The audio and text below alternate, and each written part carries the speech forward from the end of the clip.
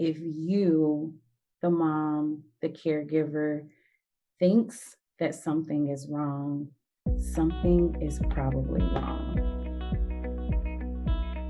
Hello, you're listening to The Rare Life.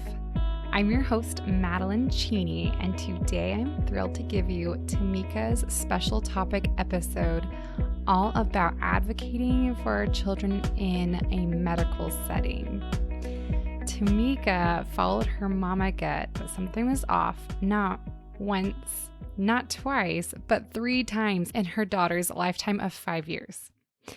And after fighting doctors tirelessly to give her testing, they discovered one time severe sleep apnea, another time severe heart failure, and most recently epilepsy.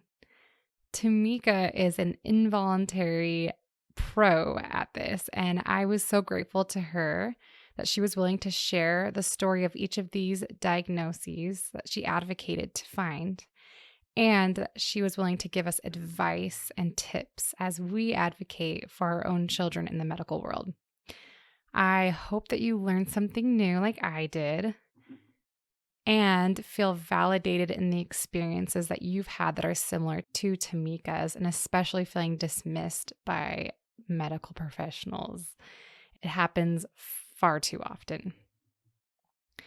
The last section of this episode, Tameka shares her story of burnout after said advocacy and all that comes along with medical momming, and her newfound passion in celebrating every medical mama inch stone in self-care. I feel like this is a great way to sum up what might be otherwise a pretty overwhelming episode with all that we're faced and kind of the burden we carry as we fight for and love our children. And I hope that you take some tips from that section too. We can all work on this, I'm sure of it. We have so much to learn. Let's dive in. Hi, Tameka. Welcome back to the show. Hi, thank you. So, as you know, we get to talk in this episode all about medical advocacy. And I was so excited when we connected and you said you would be on this show. And I was reading through your posts and you were talking about this topic. And I was like, oh, we need to address this because it's so important. And a lot of us are, facing the situation of needing to advocate for our children all the time. Mm-hmm. So it's so applicable. And in one of your posts, I'll quote you, you said, I will always advocate and spread awareness for families who feel unheard when discussing concerns about their children with healthcare professionals. And I would love for you to kind of start out with telling us where that passion comes from and why you care so much about it. It is so hard sometimes. I know how frustrating it can be personally when you have concerns about your child and you feel like you're not being heard, you feel like you're being ignored. Is so meaningful to me personally because of what I went through with Evely and getting to her CHD diagnosis. Yeah. So, shortly after Evely was born, after bringing her home and dealing with the shock of her not having eyes, there were certain things as the weeks went on that I began to notice that I thought was strange, just not typical for an infant. And I knew, even before saying some of the things out loud, I knew that it sounded crazy. But I also felt like something was wrong. So I was going to these specialty doctors. We were thrown into like all of these different specialty doctors with genetics and, ophthalmology and all of these different developmental pediatric folk and everything. So in my mind, I'm thinking, okay, well, we're already at a certain level of doctors here. So maybe it'll be easier somehow. And I'll just let them know. So I started expressing some concerns that I was having with Evely, and then she was just very, what seemed like really low energy, or just sleeping a lot. I would just have to wake her up to nurse her. When she was awake, she was just miserable all the time. There wasn't a whole lot of, not a whole lot of, there wasn't any of the cooing or the smiles or the reaching or anything like that. Mm. So whenever I would bring up these concerns, well, she's blind. So she's not going to reach for an object that she can't see, Mhm. or she's not going to do this, or, everything for infants is visual. So, auditory things doesn't come in until later. Mhm. And my thing was, if you're telling me that her only struggle is going to be blindness, then developmentally, we shouldn't be having any issues. So Right. at this point, a few months ahead, Emily's about 3 months old, and I had never seen Emily smile. Oh, So wow. I'm telling them this. I've never seen her smile. And like I said, I know that these aren't real symptoms, so to speak. Mhm. Like, this isn't me saying, oh my gosh, she's sick, or her skin is turning color, or, anything like that. But Mhm. I knew that there was something going on. Like, I told one of the specialty doctors, I was like, listen, special needs parenting is new to me, but parenting is not. Right. And there's something deeper here. I'm just not sure what it is. I can remember the moment that I saw Everly smile for the first time. It was in the middle of the night one night. And it wasn't even like a true smile, but just because her face just kind of looked like she was going to give a genuine smile. Like, it was such a big deal. I was in tears. I woke my husband up, in the middle of the night, and I Mm. was like, oh my God, she smiled. So Mm.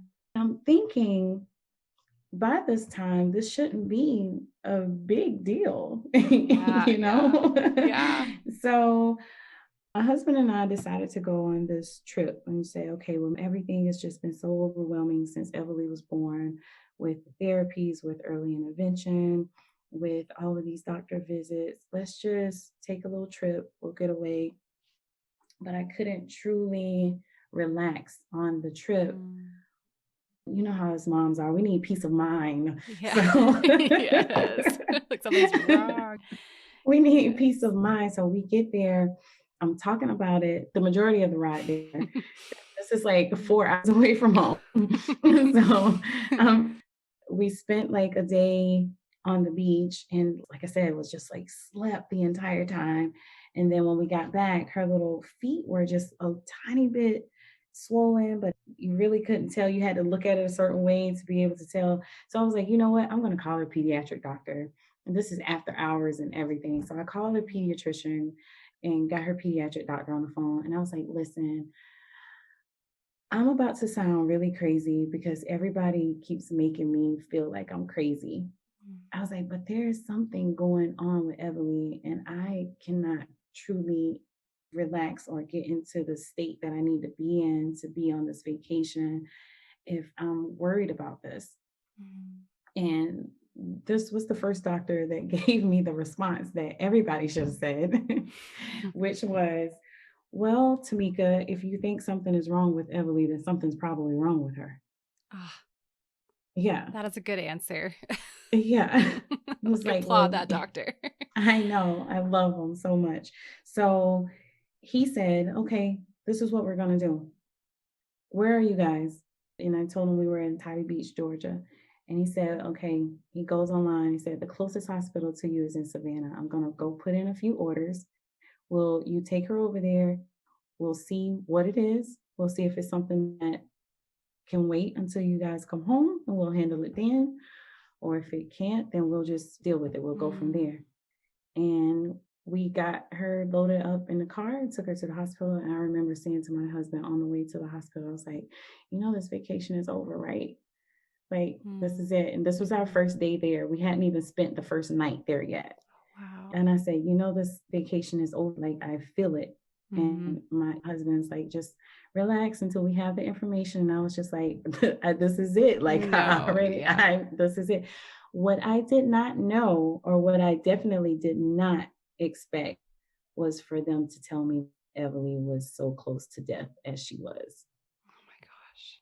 because Everly did not display any traditional symptoms of heart failure. She didn't turn blue.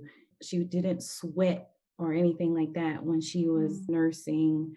They went through like this whole list of, symptoms mm, that she should have displayed that she never did. And that is why that is so important to me. I yeah. just, I will always advocate for those parents, because I think it is so important to trust the parents. Like, yes, Mm, medical doctor, we know that we need medical doctors. We need their expertise. We need them, but nobody knows our babies better than we know our babies. And we don't yes. need a medical degree for that.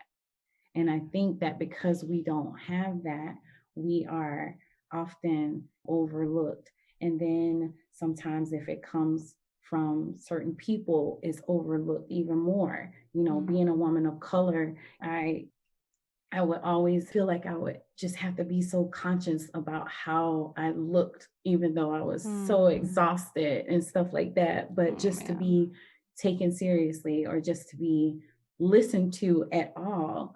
So that is why this is Mm, such a big deal to me. Advocacy is so near and dear to my heart because of that, because that wasn't the only time that's happened.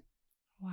That was the first time that Emily and I went through that, but it wasn't the last time. But there should have never been a first time. We shouldn't have to beg for screens. We shouldn't have to beg for exams. We shouldn't have to beg for tests. We should be able to go inside of a facility or a space and say, hey, something is going on and I need you to help me get to the bottom of it. And they need to do absolutely that. Yes. Yeah, because we went through Yes. the whole thing again, getting to epilepsy. Wow. And Everly was losing skills, but because she never did anything that would make them say that it was a major skill, it was a major skill in our world. It was a major skill for her Mm, because of so many things that she had to overcome to be able to do those things. I was going to a neurologist and I was telling the neurologist, hey, I feel like something is going on because Everly was freestanding and I feel like we were making some really good progress with the physical therapist. And sometimes there would be certain things that it would seem like one day Emily would just be like a rock star. And then the next mm, day, it would be like almost as if she forgot. Just, wow. it was almost like we were reintroducing things to her over and over and over again. Wow. And I was just like, something is going on, something is Mm-hmm. deeper. And then it went on with like the food. She was eating by mouth, she was still nursing. And those things began to slow. And then we began to use the G tube more, because initially the G tube was just a tool just to be able to help her heal and rest after heart surgeries. Oh. So little did we know she would end up being completely dependent on the G tube later. And one of the things that I still beat myself up about is, you know, not just being done with this particular doctor before I was, and just going through the motions with this particular doctor, just going back and forth Mm, and back and forth, and almost feeling like I'm having to plead a case, mm, for yeah. that's what it feels like. It almost feels Mm. like you're on trial and you're having to prove like Yeah. why your child deserves to receive adequate care. And that's So ridiculous. that is so ridiculous. Like that is Yeah. beyond ridiculous. It Yeah. burns me up. It makes me so Yeah. angry. There was one day I was just like, okay, I am done, because it got to the point where we were completely starting over as far as Mm, skills and wow. developmentally. And I said, okay, I can't do this anymore. Take her to another doctor that's 3 hours away. Mm, Tell the doctor, okay, listen, this is what's been going on. I have not been heard. I've been screaming, like, feels like, to this mm, doctor for so long. I had to beg, to have MRI done, had to beg for a certain testing that I never received. So just telling them my concerns off the top before even doing the test, the doctor said, well, it sounds like she could possibly be having seizures. Oh, wow. And the thing that made it challenging with Evely is epilepsy doesn't look the same for everybody. And I know that when we generally think about epilepsy, we think about body convulsions and we think about those type things, but that's not what Mm. epilepsy looked like for Evely. So Evely was having something called focal seizures. And the way that you would generally detect focal seizures is through your eyes. Oh my gosh. But my child doesn't have eyes. Wow. So there was no way for us to know other than her mama was telling them. I was like, I know. Oh my gosh. Her Uh, mama was telling them that something was going on. yes. Oh So, my yeah, she gosh. was having these, and I was like, of course, this is the type of seizure she would. Yeah, I makes mean, sense. The kind that you can't tell, except for you so, but we know. would always, and that was the thing, we had to learn what these seizures looked like for Emily. And this was Mm, really, really difficult. We were practically recording her around the clock just wow. for the smallest changes. We were rewatching and watching videos constantly of her just Mm, being. And we finally figured out what that looks like for her. mm, So that is why advocating is like so important to me. Trusting mm, your gut is just so important to me because just like Emily's pediatric doctor said, if you, the mom, the caregiver, thinks that something is wrong, something is probably wrong. yes. Yeah, Oh my gosh. Yeah. and I really hate it for, we're all different personality types. Mm, So be loud or say whatever you need to say isn't always the easiest thing to mm, do. And it frustrates me so much because sometimes I just want to be her mom. mm, And sometimes I'm like over being a medical mom, but it has absolutely nothing to do with her. Like, not mm, in a sense that I would change anything about her, not in a mm, sense that I would do anything differently, just in the sense that I wish that I could just sit back, enjoy her, yeah. and she be automatically provided the care that she deserved. Yeah. And me not have to, you know, be an advocate so much. I would love to Mm, just be her mom yes. instead of just fighting all of the time, because that's what I feel like that's what I'm constantly doing, because it's Yeah. either a care provider trying to get what you need, or testing or medication or whatever it is, or Mm, insurance companies to get medication covered or insurance covered, and I feel like we're just always on trial. Like yeah. that's how it feels. It feels like we're always on trial to prove why our children are deserving of this piece of equipment or this Right. medication or this test, when they should just do it because that's their Yes. It's jobs. like, well, what's the worst thing that can happen? Like, you do the test and it comes out fine. And it Right. really is like baffling. Like, why do you care? Like, we're paying for it or insurance is paying for it. There is no loss for them. There is really no excuse for it. And I don't know. When you talk about how you just want to be Emily's mom, like, I have, I haven't had those profound experiences you have in advocating, but even just the pressure of knowing that your mom gut is so crucial to their care. I That's a feel like lot of it's a pressure. lot of pressure. It's a lot. Like my son, I was pregnant with him and we found out that he had these profound birth defects and that one in particular was really dangerous and they weren't sure if it would be safer for him to be delivered vaginally or via Hmm. C-section. And they said, it's up to you. And I was like, well, I mean, like, you're the doctor, like, what's safe? And like, we just really don't know. but it's a dangerous thing either way, and you need to make the call.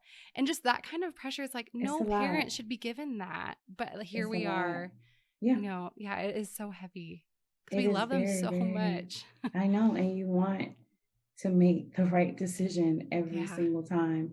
Yeah. And when you feel like you don't, in my case, like I dealt with the neurologist here, Mhm. and then here we are.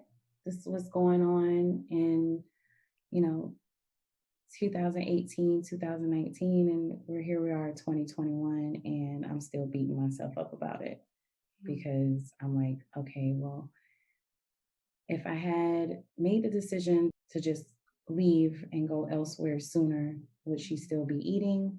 Would she be Mhm.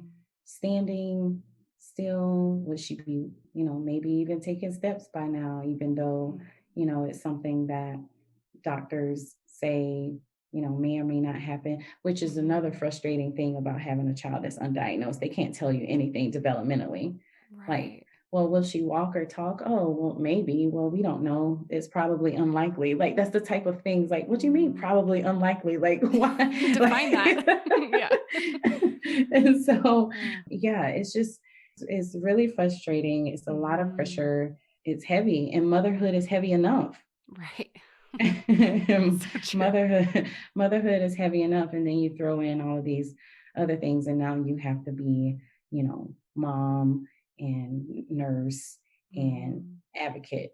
Mhm. So And I bet that experience, having like all of those experiences where, with her heart and her epilepsy, where you could say, wow, I'm so glad that I was, in tune with her and knew that these things were happening, that I was able to advocate her and she's alive because of it. Like, that's so amazing. But then on like the other side of that, to be like, oh, but I should have advocated harder, or I should have been more aggressive in getting that second opinion mhm, sooner. And look at yeah, these things that maybe she'd be doing. Like, I'm sure that all of those things kind of, they all contribute towards your passion of the importance yeah, of advocating and not being yes. ashamed and not being timid and be like, I'm the mom. No, yeah, you let them know, like, I am the Mhm. mom because even with the sleep apnea, it was a very similar situation. It was just we had a doctor that was just like, okay, well, let me just he just kind of caved a little sooner than the other doctors did. But Mm. it was the same thing. It's like when your child has, especially when they have multiple diagnoses, Mm. it is so they will just sweep everything, that way. So I'm Mm. like, okay, here we are, close to 4 years of no sleeping.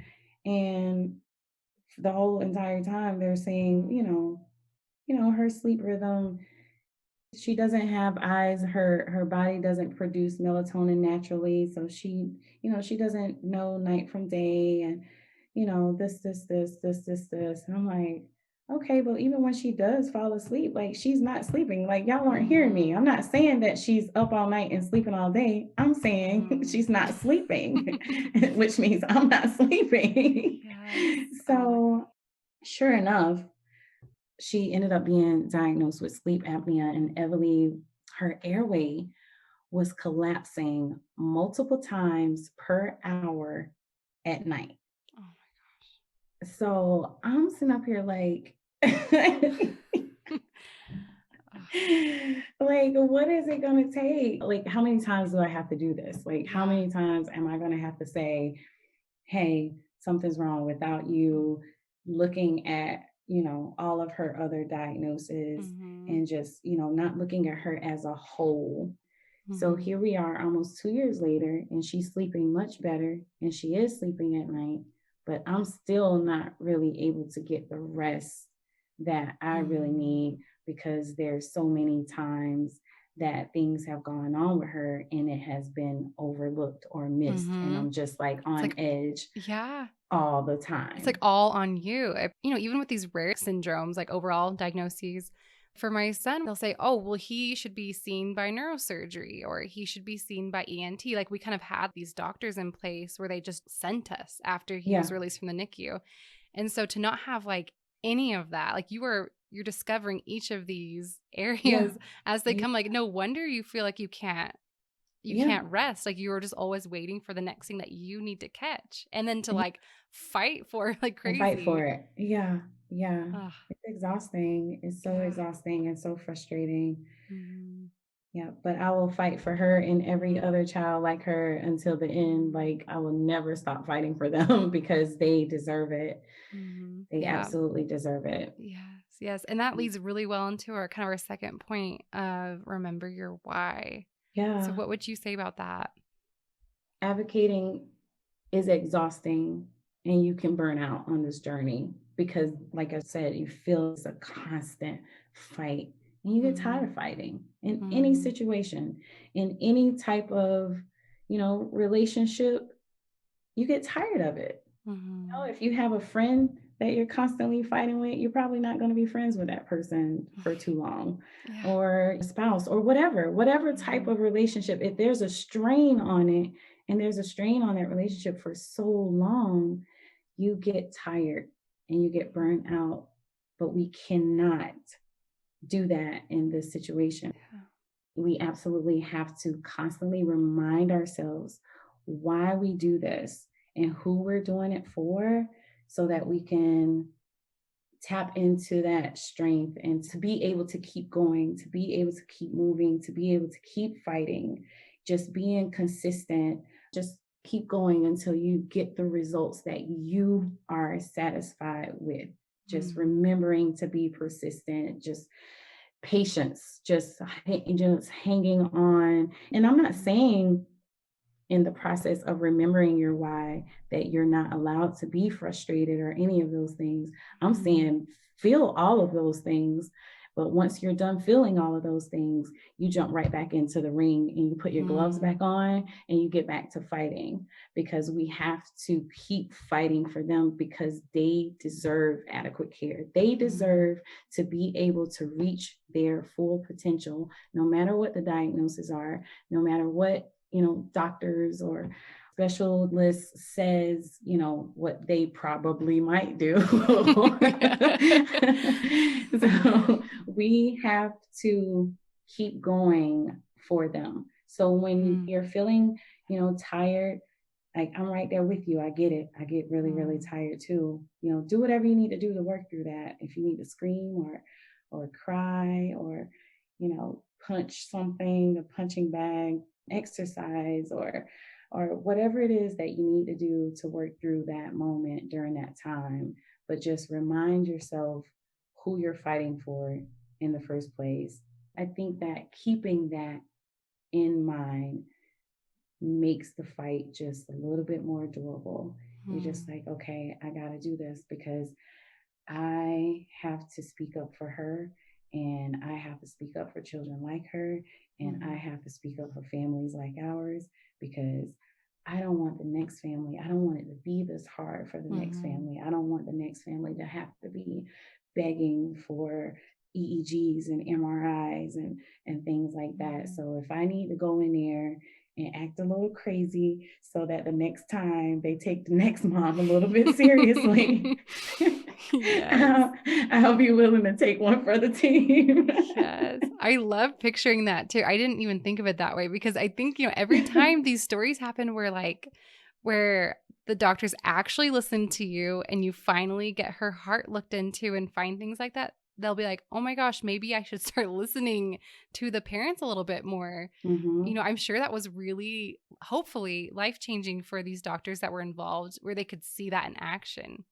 Yeah, well, I sent a few of them that were in there in South Carolina. Some of the hospital systems have, the online My Chart. Mhm. Yeah, I have definitely sent out several letters saying, hey, this is what happened. Mhm. And, maybe we could have gotten to this sooner if you had taken me seriously, Mhm. or just please, in the future, if a parent says that they think something is going on, please, please, please, like listen to them because what we've had to endure and the fight that we've had to watch our daughter fight, Mhm. it should not have gone there. It should not have gotten that Yes. far. I hope that they actually take heed, that they actually Mm. listen, and that when parents are going in and expressing concerns that they are being taken more seriously. Hmm.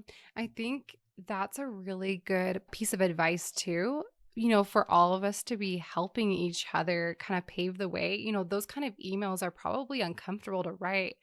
And, especially those of us that are like more soft spoken or, don't like confrontation, might shy away Right, from something like that. But like that could be really impactful for future parents going through that same system and going through those same yeah, doctors. And I think that'd be really cool for all of us to try to do. Like if you are advocating and they're not listening and you finally get answers, to go back to that doctor and say, "Hey, that wasn't okay."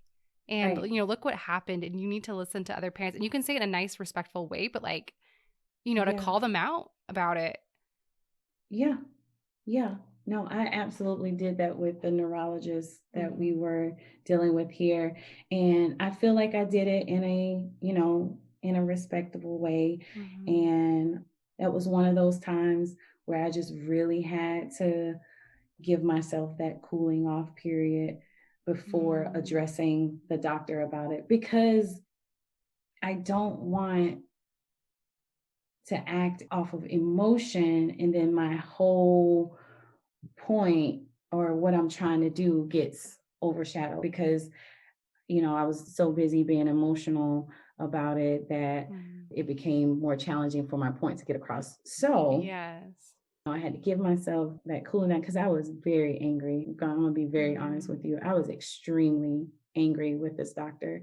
So, Mhm. what I did was when I've had all of the information and I had the medication that Everly would be needing, and I had all of the results and stuff, I just basically forwarded to her and Mhm. said, "Hey, these are the results that I got when I went to get a second opinion.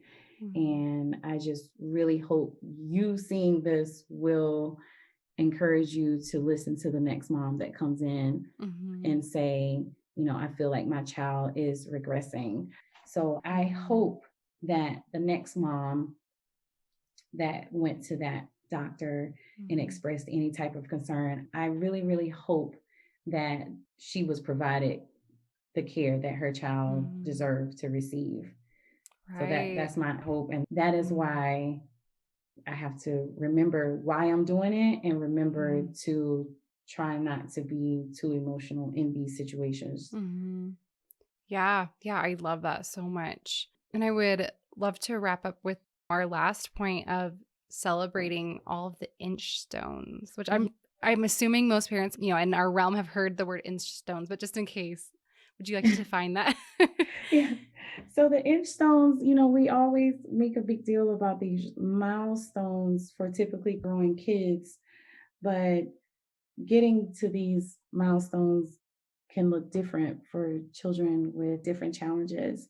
Mm, And every little bit is always worth celebrating. I think it is so important to remember to celebrate those inch stones and not even just for our children, like for mhm, ourselves as well. I think as moms, we deserve to celebrate these inch stones that we are able to overcome, especially as medical moms and as caregivers. There's so mhm, much that comes, with the journey, and we just kind of get lost in it. mhm, And we oftentimes lose ourselves in it because it's so demanding. It's demanding mhm, of almost every piece of us. mhm, So we celebrate inch stones with our kids, but I also would love to see the trend of medical moms celebrating inch stones, whether one of the things that you really struggle with is separation anxiety, which is something that I have a really hard time with when I'm away from my children, mhm, especially Emily, because she can't communicate certain things, because mhm, of her needs. She requires full care. So mhm. it's really hard to be away from her. So when you can work up to those moments to do little things for yourself, I think that that should be celebrated as well. I Yes. think that when we are taking care of little pieces of ourselves, I think that we should definitely like take pictures and post them and be happy and proud of ourselves as well, because we're working really, really hard to be able to do those things. We're working really, really hard to have a night out with a girlfriend, or, have a coffee anymore. There's so much, like, this whole ordeal for us to even be able to step outside of the home for a moment, to be away from our Mhm. children. So even without the anxiety, without the depression, without the exhaustion, without the worry, without the fear, without all of those things, it's a whole production just to be away from them, because you Mhm. have to make sure everything is set up just right for them, for you to be away from them. Yeah. So I think that just that in itself, and then you're fighting through all of those other things to have. So if you stepped out and went and had a coffee with your girlfriend, or went and got your nails done or your hair done, or had a meal by yourself, like, do it unapologetically and be Mhm. proud of yourself, and celebrate those medical mom inch stones as well. Like, that's Mhm. something that I have been trying to do personally.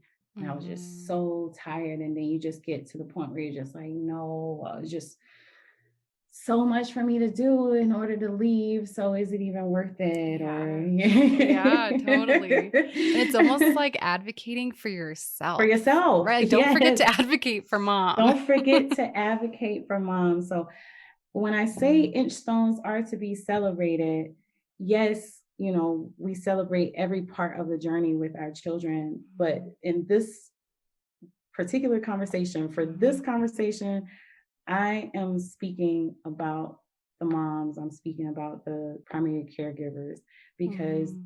we pour and pour and pour and pour and pour, but we don't feel.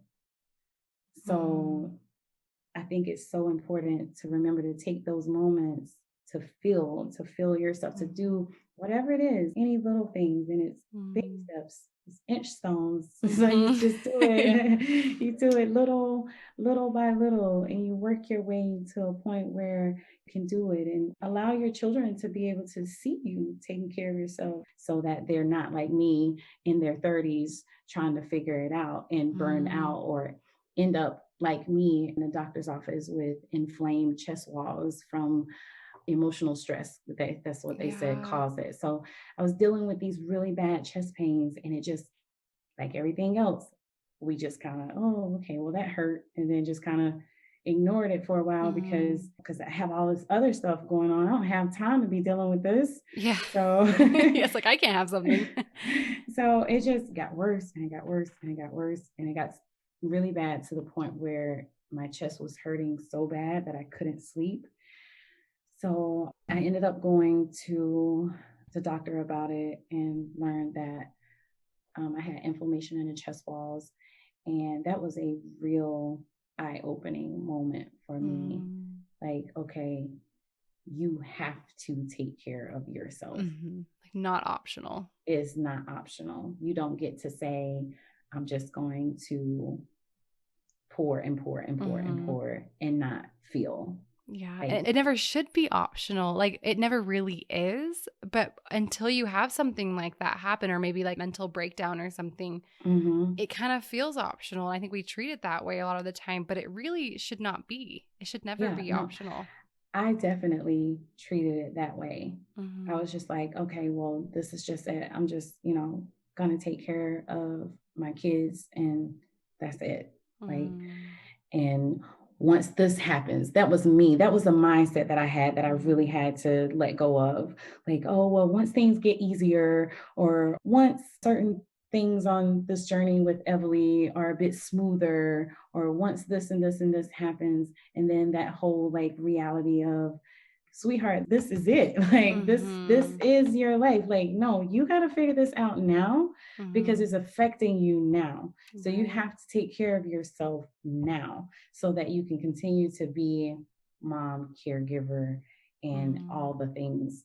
And it's a learning curve. I'm Mhm. not going to sit up here and act like I had those chest pains, and then the next thing you know, I was this self-care guru or something like that. Like, no, I am still, like, figuring it all out. I'm still working through anxiety when I'm not there. So I'm still working through fear I'm still working through isolation because nobody really understands, because it's not this whole, well, just get a babysitter, because it's not Yeah. that easy. Yes. So Yeah. it's not that simple. So I'm still working on that. I'm Mm. still learning, but for anybody that's listening that may have not made that first step, medical mom inch stones and self-care and reflection and all of those things, like, here it is. If you need permission, Mm. do it, because Yes. you deserve it. We deserve it. Mm. We work so hard, and our Mm. kids deserve it. Our Mm. kids deserve us to be in a good mental space. Our kids deserve us to be in a good physical space. I can't take care of Mm. Everly if I'm not physically 100%. Mm. Yeah. So, Yeah. Yeah. No, I love that so much. And I feel like that's a really awesome note to end on. Like, we talked a lot about advocating for our children and how important they are. And I love that we kind of ended with "and us," and to mhm, celebrate all the progress we make in that. And all I the love on your Instagram where you do celebrate those inch stones as a medical mama, not just mhm, about your child. And I think that's so powerful. And I think the more that we all are doing that kind of thing, the more it spreads, where we feel permission to not only work on ourselves and to make those inch stones, but then to celebrate them. And I think that's so absolutely, great. So thank you so absolutely. much for coming on and Yes, thank you so giving much us for so much having me. wisdom. Oh, You're amazing. thank you so much. It was so much fun. Thank you. You can find Tameka talking about advocacy and celebrating her own medical mama inch stones on Instagram at the Diaz Girls. You can also find me on Instagram sharing episodes and snippets of our life at the_rare_life. And I'll put links to both of those in the show notes. So way back in season 2, there was a fantastic episode with mom Jenny McLeland, all about advocating for adjustments to state policies that directly affect our children. And it is not as boring as it sounds, I promise. It really is an intriguing one, and a great follow-up to this awesome episode about medical advocacy. So I'll put a link to that one in the show notes as well if you want to go check it out. Join me next week for a conversation about educational advocacy for our children with IEP expert and coach, Catherine Witcher. See you then.